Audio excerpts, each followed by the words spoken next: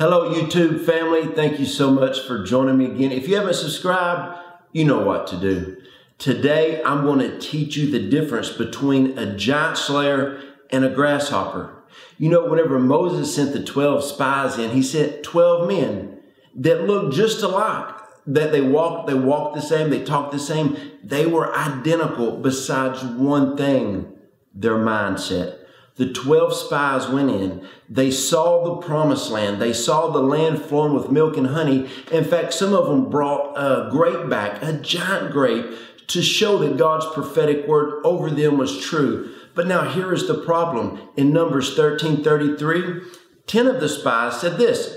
They said that the giants in the land, the roadblock to our prophetic promise, our prophetic word, those giants in the land, they saw us as grasshoppers, and that's how we even see ourselves. First of all, the giants never even saw them, but they had the mindset that these giants saw themselves as grasshoppers. But there was two people, Caleb and Joshua. They did not see themselves as grasshoppers. They saw themselves as giant slayers. Now, the 10 men that saw themselves as grasshoppers, you know what they became?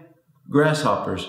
They were never able to receive everything that they were supposed to receive. But you know what the giant slayers did? They slayed giants. So you could be in a company of 12 people. You could be in a company of 100 people or 1,000 people or just 5 people. And right around you could be people that look like you, talk like you, dress like you.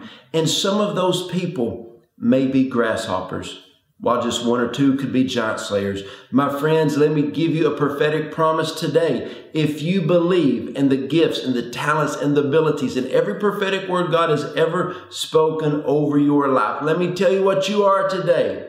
You are a giant slayer. You are not a grasshopper. And I want to rebuke every thought in your mind, every negative word curse somebody spoke over you that made you feel and think that you are a grasshopper.